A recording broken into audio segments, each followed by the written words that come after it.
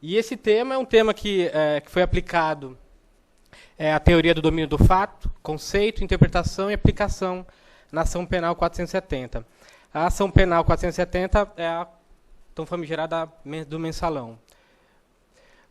Bom, falar um pouco da origem. A doutrina traz que Hans Wells falava em 1939, nome difícil, né? Hans Wells, né? Parece que o cara não tomou alguma coisa de manhã e não conseguiu falar, né? Na Alemanha, logo após ele criar a teoria do finalismo e a aplicação sobre crimes praticados em concurso de pessoas, aí ele considerava como autor, né, e aí um requisito que a gente vai ver mais para frente, que tem que ser em crimes dolosos, né, não dá para a gente aplicar essa teoria em delitos culposos. Essa teoria ela foi melhorada e foi praticada na nossa Corte Superior depois que ela foi melhorada pelo Roxin, já em 1963, né, também na Alemanha. Ambos são doutrinadores, não sei se os senhores conhecem, são doutrinadores alemães, cujos quais alguns conceitos a nossa doutrina traz para a aplicação do nosso direito, né, e ele ampliou esse conceito, né, dizendo que são aqueles que ocupam, que pode ser aplicada essa teoria para aqueles que ocupam a posição no aparato organizado de poder e dá o comando da execução criminosa. Antes de prosseguir, algumas palavras aí vocês vão verificar que está sem acento, mas assim que o Zaquim me deu essa difícil missão, e para computador para mim é uma máquina de escrever eletrônica, né? E eu falei para o meu filho é o meu assistente de computação, ele tem 8 anos. Aí eu falei para ele, filho, a gente ganhou uma difícil missão, a gente vai ter que montar um trabalho e o papai está empenhado nisso, o senhor vai ter que me ajudar. Ele olhou para mim e disse, pai, o senhor já tem 35 anos, eu estou cansado de te ajudar. Caminhe com suas próprias pernas. Eu tenho mais o que fazer, eu sou criança, eu tenho que brincar, né? Criança difícil, viu, gente? E aí não sei o que aconteceu, o computador parou de acentuar. Né, e o meu filho me deixou desamparado. Bom, só corrigindo, eu sei, né, da ortografia, mas algumas palavras vão aparecer sem acento. E aí um conceito, né, trazendo essas versões da doutrina, existe a teoria do domínio do fato, quando o autor exerce um controle final e tem poder de decisão sobre a realização do fato. Fatos que devem ser comprovados, não podendo ser somente a posição hierárquica superior. Aí eu pergunto a vocês, o que vocês entenderam? Você falou, nada, né? Você leu o que está ali. Então, a ideia dessa teoria é que todo aquele autor que exerce uma posição superior hierárquica, mas que, sobre o seu hierárquico, tem poder de mando, que sabe da conduta que ele está fazendo, que tem o objetivo de concluir, de finalizar ou de atingir aquele resultado, diz que se pode aplicar essa teoria. Depois eu vou ler para os senhores. Eu fiz a impressão, saiu recentemente o acórdão do STF da condenação daqueles que praticaram o crime lá no mensalão. E eu destaquei um trecho que bem define que eles aplicaram realmente essa teoria. Tá? Mais para frente a gente vai falar com mais esmero. Então, quais são os requisitos para a aplicação dessa teoria? Como eu já falei, os crimes dolosos, né, não comporta a aplicação em crimes culposos. O autor ele deve estar identificado através de provas comprovando o seu controle final do fato. Não vou falar para vocês que eu li as mais de 10 mil folhas do processo do mensalão, até porque o Zaquim me deu pouco mais de 5 dias para fazer isso, né? Mas o que a gente vê em alguns trechos é que os próprios ministros falam que não se foi possível verificar ou comprovar a atitude, no caso do Mário de Adisseu, né, que ele praticou um ato, mas que, por ele ocupar uma posição hierárquica superior, ele deveria saber. Ou seja, e não é isso o conceito trazido principalmente pelo Roxin. O que o Roxin fala é que ele tem sim que ocupar uma posição hierárquica, mas ele tem que ter não só o domínio do fato, mas ele tem que conhecer aquele subordinado, ele tem que querer o resultado, ele tem que praticar alguma conduta para a produção daquele resultado. Durante as exposições dos ministros que culminaram na condenação, alguns até reconhecem que não tiveram provas que corroborassem na autorização ou na conduta ativa dele, mas aplicar essa teoria dizendo que, como ele ocupava uma posição hierárquica, como era o chefe da Casa Civil naquela época, aplicar essa teoria. Mais para frente, contradizendo o que o próprio Roxin fala. Tá? E aí, logo abaixo, ele coloca que deve restar comprovado a posição hierárquica do autor em relação aos demais autores e que essa tenha determinado a conduta dos demais. Como o nosso tempo é curto, eu não trouxe aqui cada uma das condutas, os R$40 do mensalão. Eu tenho, para quem quiser consultar depois, o acórdão. O acórdão, ele traz o que cada um dos réus, quase a condenação de cada um dos réus. Eu também não coloquei, que a gente jamais conseguiria fazer isso em meia hora, mas a título de curiosidade, quem quiser, eu impresso, eu mando por e-mail, ou está no site. Tá? Eu fiz a impressão ontem, e o acórdão ele foi publicado dia 22 de abril, então está recente. A ideia foi trazer a vocês somente a teoria. Né? Então, embora eu vá fazer uma breve leitura sobre o acórdão, eu não vou debater tema a tema, o tempo não comporta. Também não falarei acerca das defesas, né, sobre pena de incorrer infração ética, né, porque cada colega fez a defesa que bem entendeu, que melhor entendia acolher aos seus patrocinados. Aliás, eu queria ser advogado de um dos réus do mensalão, viu? Precisava trocar de carro. Já pensou, gente? Eu chego lá, né? Existe na doutrina alguns que entendem que essa teoria ela já vem aplicada na nossa legislação pátria, né? Nos crimes organizados, a 9.034 de 95, né? E aí foi alterada pela 12.694 de 2012. A crimes organizados, ela define, depois foi melhorado, foi definido o conceito de crime organizado. Os crimes organizados são aqueles chamados de colarinho branco. Não sei se vocês já tiveram isso, já leram alguma coisa. São aqueles praticados em que dificilmente se chega a punir os verdadeiros mandantes dos delitos. Né? Então, eles vão fazendo lavagem de dinheiro, vão fazendo, através de jogo do bicho, através dos caça-níqueis, eles vão dando vão como se fosse legalizando, né, lavando o dinheiro. Né? A gente pode encontrar alguns conceitos também na lei de lavagem de dinheiro. Os crimes ambientais também. A doutrina traz que a 9.605, que trata dos crimes da lei ambiental e traz alguma tipificação de crime ambiental, a doutrina também entende que foi aplicado essa teoria, né, a teoria do domínio do fato. Por quê? E lá no artigo 2º, ela vai falar, eu trouxe só um trechinho do artigo, que ela fala que quem, de qualquer forma, concorre para a prática dos crimes, seja sócios, gerentes, diretores, ela tem responsabilidade penal também. Eu já tive a oportunidade de ver algumas denúncias em crimes ambientais. Na dúvida, o promotor põe todo mundo. Ele põe gerente, ele põe o presidente, põe até diretor financeiro, aquele que sequer tem atividade operacional. E aí o advogado tem que correr, tem que comprovar que diretamente aquele diretor não tinha como saber, embora seja diretor da empresa, ele está vinculado a uma outra área, a um outro departamento da empresa.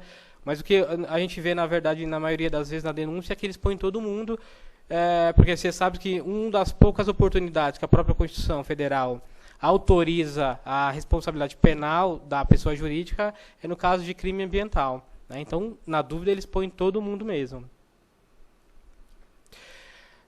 E aí eu tracei alguns conflitos dessa teoria com o nosso ordenamento jurídico. Primeiro porque no nosso ordenamento jurídico não tem a previsão expressa, né, embora a doutrina em algumas ocasiões traz a afirmação de que seja possível, inclusive no exemplo que eu dei anteriormente, mas a maioria esmagadora entende que ela não foi absorvida pelo nosso ordenamento jurídico. E aí o confronto com o princípio da legalidade. Né? A gente não pode aplicar, principalmente penalidade, se não está previsto em lei. Não é isso? Não é isso que fala o princípio da legalidade? Principalmente que nossa fonte de direito penal, E aí não é a norma, é a norma, tá? Meu filho não me ajudou, ficou sem acento.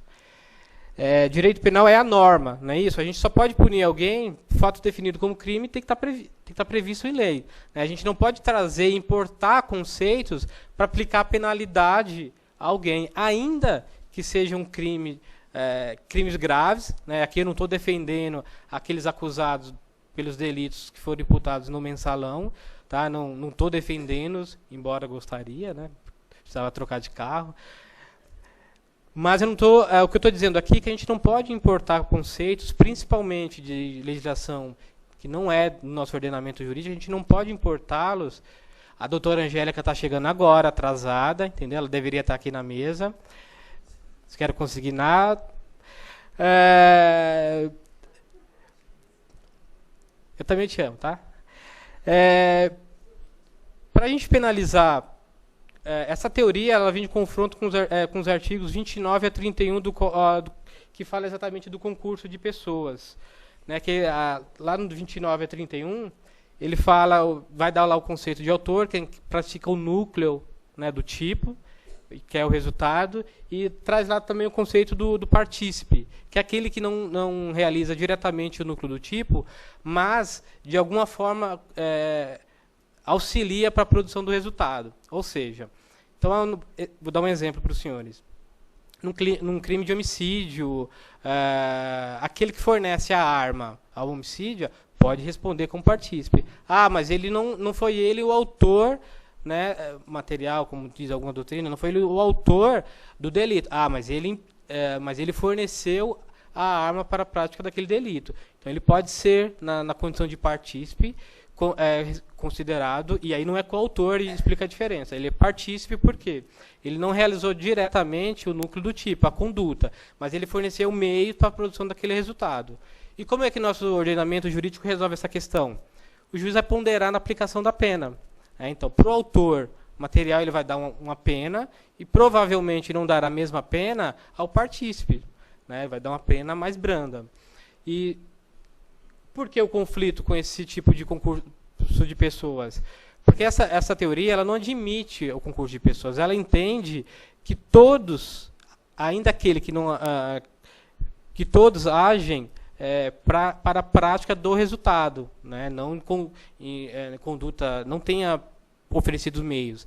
Ele na verdade ele sabe, ele tem um poder hierárquico, ele agiu para a produção daquele resultado, tá? Ele sabia e queria aquele resultado, tá? Por aí existe esse confronto com os artigos 29 a 31 do concurso de pessoas. E aí entrando já na aplicação da teoria do fato na ação penal 470 do STF. Das várias páginas que eu li da fundamentação dos ministros, a maioria daqueles que entenderam pela aplicação dessa teoria, eles são uníssonos em falar que existia um aparato organizado de poder. O que é um aparato? Na verdade, eles entenderam que, não sei se vocês provavelmente acompanharam na mídia, que existia o núcleo político, né, o núcleo que agia diretamente, e como se exercesse através de uma empresa. Né? Então, dividia entre grupos, um fazia uma coisa, outro fazia outro e outro fazia outro. Embora fazendo atividades distintas, a maioria dos ministros entenderam que eles tinham um objetivo comum, que era lesar, né, o patrimônio público, corrupção. Né? A maioria deles foram condenados a corrupção, lavagem de dinheiro, corrupção ativa, outros passiva. Tá? E ações praticadas por homem detrás. O que é esse homem detrás? Como essa teoria ela foi importada do direito alemão, se a gente for traduzir ao pé da letra lá o conceito de domínio do fato, a gente vai chegar à conclusão dessa nomenclatura, homem detrás. O que é isso? São aqueles que estão por trás do poder, não é isso? Que estão encabeçando o poder, gerenciando ou determinando para que terceiras pessoas ajam lá na linha de frente, para que terceiras pessoas lá na linha de frente cometam algum tipo de delito, ou seja na lavagem de dinheiro, seja no repasse de valores ilícitos, Por isso, e normalmente são aqueles que não aparecem, né? Como foi o caso do José Disseu. E aí, como eu disse, vou fazer a leitura e vai ficar bem mais claro que eles entenderam dessa forma. Então, e aí falando já da decisão, ela traz exatamente o seguinte: isso aqui que eu vou ler aos senhores é um acórdão, tá? Deu 35 folhas, aqueles que tiver curiosidade pode tomar nota. Mas porque eu diminuí, deve ter bem mais. Ele diz exatamente o seguinte: a organização e o controle das atividades criminosas foram exercidos pelo então ministro-chefe da Casa Civil, responsável pela articulação política e pelas relações do governo com os parlamentares, conluio entre o organizador do esquema criminoso, então tesoureiro de seu partido. Ou seja, eles entenderam que nesse núcleo para a prática da organização criminosa, ela foi encabeçada pelo então chefe da Casa Civil, que era o ministro. E aí, várias críticas, vocês devem ter visto, a mídia divulgou amplamente, que utilizaram e aplicaram a legislação que não estava prevista no nosso ordenamento jurídico, que isso era incabível, como pode uma casa guardiã da Constituição Federal admitir esse tipo de procedimento ou aplicação.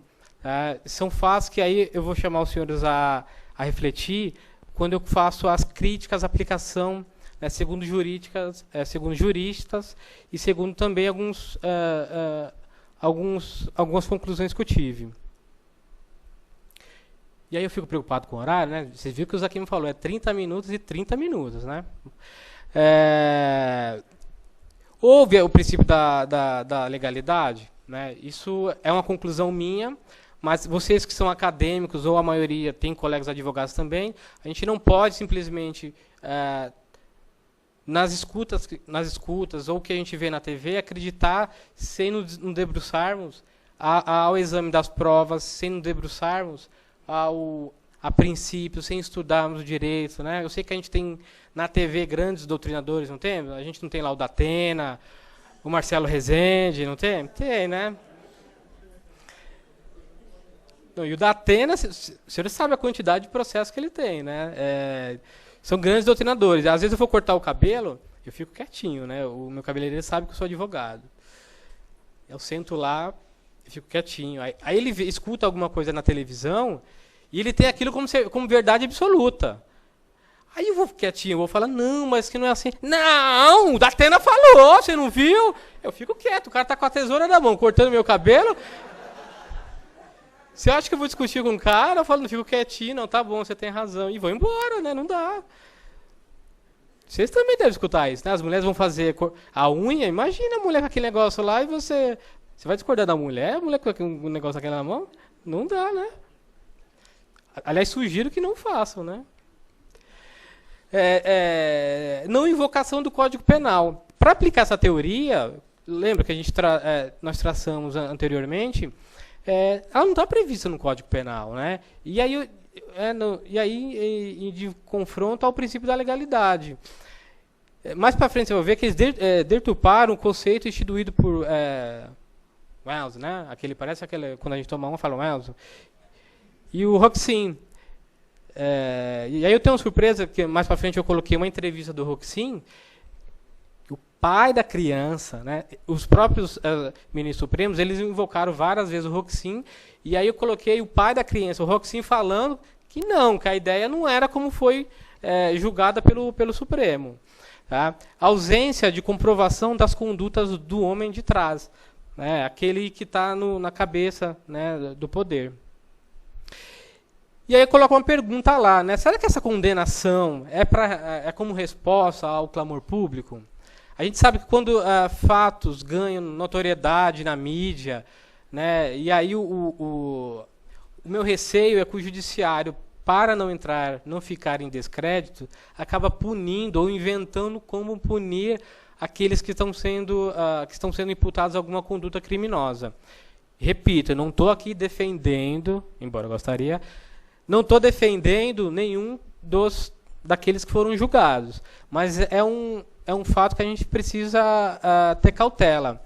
Exemplo disso são aqueles fatos, crimes contra a vida, que vão ao júri, e que os jurados, quando vão participar do conselho de sentença, a mídia já falou tanto que ele é culpado. Vocês acham realmente que eles vão pensar de forma diferente? Não vão. A maioria dos jurados não tem formação técnica jurídica, né? Então, ela escuta o Datena falar, o Marcelo Rezende falar, pena de morte, né? Cadeia neles. E eu acho até que eles sabem que não dá para nós termos aplicado a pena de morte, salvo, né, naqueles crimes de guerra, mas eles continuam falando. Por quê? Porque isso vende, porque isso é comercial. Acho que cabe a cada um de nós, enquanto estudantes de direito ou estudiosos de direito, colocar a nossa sementinha e falar para o cidadão: olha, não é bem assim, né? Não dá para pena perpétua, não dá para ter, embora você queira arrancar a cabeça do cara, não dá para fazer aqui, pelo menos não legalmente, né? Não dá para fazer, não dá para mudar de uma hora para outra, né? E esse cuidado que a gente precisa ter. Aliás, o próprio Roxin, ele chama a atenção esse questionamento que eu fiz aos senhores, que os magistrados precisam ter cautela na aplicação de eventual pena para não atender exclusivamente ao clamor público. A gente não pode ter receio, o magistrado principalmente, dar resposta à população não obedecendo ditames éticos, principalmente a nossa casa guardiã da Constituição Federal, né, o Supremo Tribunal Federal. Eles é quem deveriam guardar, prezar pela aplicação da Constituição. Tenho, na minha opinião particular, que infelizmente nesse diapasão eles desviaram um pouco, ou bastante. E aqui eu trago aos senhores, olha, esse é o Roxin. Ele deu uma entrevista na Folha de São Paulo, em 11 de novembro de 2012, acerca do mensalão. E aí alguns fatos curiosos que ele... Por que eu trouxe isso? Não é... Eu trouxe aqui uma opinião pessoal, mas eu quero dar aos senhores, essa é a minha pretensão, de ao menos refletir do que aconteceu. Se realmente é como a mídia propagou. Tenha cautela antes de formar opinião, principalmente diante do que a gente noticia, a mídia noticia, principalmente do que a mídia, a internet também dá. A gente precisa ter confiança e ver a fonte. E aí, fonte da internet, eu tenho uma principal cautela. Outro dia eu estava lá com o Maurício, né? O Maurício era meu assistente, meu filho de 8 anos. Eu no computador e ele no dele. Ele disse para mim: quem tem filho de 8? Cadê? A Cris não chegou. Eu lá fui surpreendido. Ele falou: pai, o que é tesão? Eu olhei para ele, fingi que não ouvi. Ele falou: pai, me responde, o que é tesão? Falei: pergunta maledita, né? E eu falei: tribuno do júri, vou me sair bem, né? Falei: filho, sabe o que é tesão? Sabe quando você vai escrever, quando é no meio da frase, você escreve com T pequeno, não é isso? Se for no começo da frase o nome de pessoa, é um tesão. Ele falou: pai, eu sou alfabetizado, isso não é tesão, isso é T maiúsculo.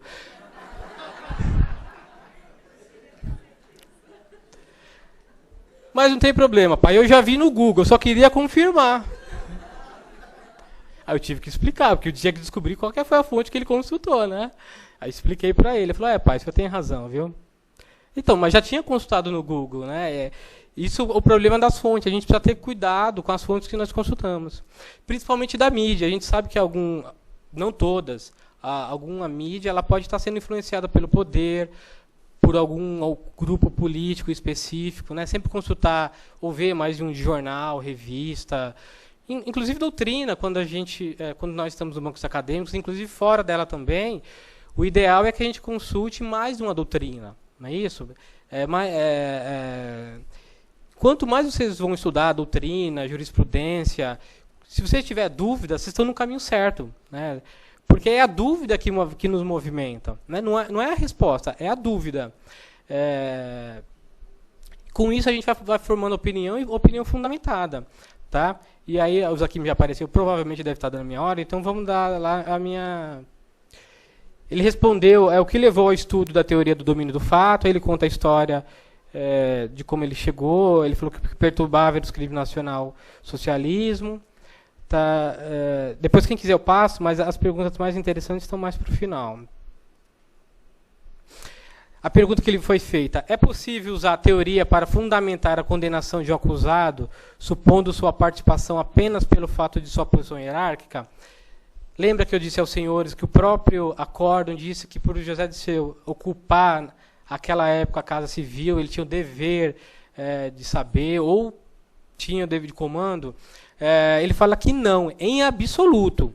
A pessoa que ocupa a posição no topo tem uma organização, tem também que ter o comandado esse fato, emitido uma ordem. Isso seria um mau uso.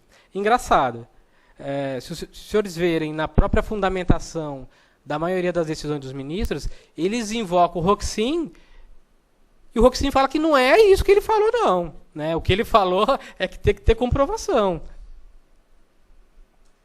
Ele fala mais: o dever de conhecer, a pergunta da Folha, o dever de conhecer os atos de um subordinado não implica em corresponsabilidade? Aí ele responde: a posição hierárquica não fundamenta, sob nenhuma circunstância, o domínio do fato.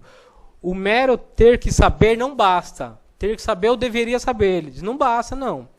Essa construção dever saber é do direito anglo-saxão e não considero correta. Deram o pai da criança e o pai da criança está falando que a criança não é dele. No caso do Fujimori, por exemplo, foi importante ter provas que ele controlou sequestros e homicídios realizados. O caso de Fujimori foi um processo lá que foi utilizada essa teoria, mas teve que comprovar que ele efetivamente participou. Tá? O que infelizmente não aconteceu, não em todos os crimes, mas a maioria dos crimes que foram imputados a quem ocupava a cúpula, usaram basicamente essa teoria, tá? Que deveria saber, que ocupava a posição privilegiada, a posição de poder. A opinião pública, e aí eu chamo a atenção dos senhores, a opinião pública pede punições severas no mensalão. A pressão da opinião pública pode influenciar o juiz? Ele disse: na Alemanha temos o mesmo problema. É interessante saber que aqui também há clamor por condenações severas, mesmo sem provas suficientes. O problema é que isso não corresponde ao direito. O juiz não tem que ficar calado, não tem que ficar ao lado da opinião pública. E o que a gente vê, pelo menos a impressão que eu tive, não vendo só o que está na mídia, que às vezes a mídia ela só projeta, ela só publica aquilo que é interessante. Às vezes eu já dei entrevistas para jornais, para televisão. Às vezes você fala 2 horas, o cara põe 2 minutos, só aquela parte que interessa a eles. E às vezes cortando frases, deturpando até o que você falou. Por isso que a gente precisa ter cautela em tudo que a mídia noticia. Tá? Principalmente nós, que somos estudantes e estudiosos de direito, nós temos que ter esse tipo de cautela. Eu coloquei aqui a fonte de onde eu tirei essa informação. Tá? Hoje de madrugada, tá vendo? 1 de maio de 2003. A fonte está aí. Tá na internet ainda. Eu trouxe uma reflexão, e aí já caminhando para o final, do Nelson Gria, que ele fala justamente em razão da fonte. Lembra que eu disse aos senhores que utilizaram para aplicação de pena no mensalão a fonte de um conceito que não era do direito pátrio, uma fonte de direito do direito alemão. Nelson Gria, vocês conhecem Nelson Gria, né? Ou pelo menos já ouviram no Google, não é isso? A fonte única do direito penal é a norma legal. Não há direito penal vagando fora da lei escrita. Não há distinguir em matéria penal entre lei e o direito. Tá? Eu trouxe mais um grande pensador aqui para fundamentar não só aquele conceito trazido pelo Roxin, que disseram que deturparam o que ele disse, mas um conceito aqui trazido pelo Hungria, que é nosso legislador. Eu vou, já caminhando por final, já falei, né? E o Zaquim já está me chutando aqui. Será que a nossa Corte Superior foi influenciada pelo clamor público e pela mídia? Devemos punir eventual culpado a qualquer custo, ainda que tenhamos que desobedecer o ordenamento jurídico vigente? São questionamentos que eu faço aos senhores. No caso mensalão, foi aplicada a justiça? E aí, decorrido meu prazo e já depois de 3 bicudas na canela, eu quero muito agradecer a presença de vocês. Dizer que é claro que faltou muita coisa para falar, mas a ideia não era debater a defesa, e sim trazer aos senhores a teoria que foi aplicado para a aplicação, né, da penalidade, para a responsabilização daqueles que foram culpados no mensalão. Quem já viu, quando eu falo, eu faço um pedido, né, caloroso. Gente, pelo amor de Deus, me adicione no Facebook. Olha lá. Eu quero bombás aqui no notebook. Eu falo, é verdade. Aquele conversa comigo sabe. Eu fico olhando as bolinhas verdes lá e ninguém fala comigo, gente. 4 horas da manhã eu fui terminando o trabalho na esperança que alguém fosse falar comigo. Tinha uma meia dúzia de bolinha verde lá, ninguém falava comigo. O Facebook da Comissão do Acadêmico é lá, Comissão do Acadêmico de Direito. O da nossa coordenadoria, Coordenadoria de Direito, Processo Penal e Criminologia. E o meu que é mais fácil, meu sobrenome não é complicado, gente. Olha lá, olha. Wagner Cavalcante dos Santos. Obrigado pela presença. Obrigado.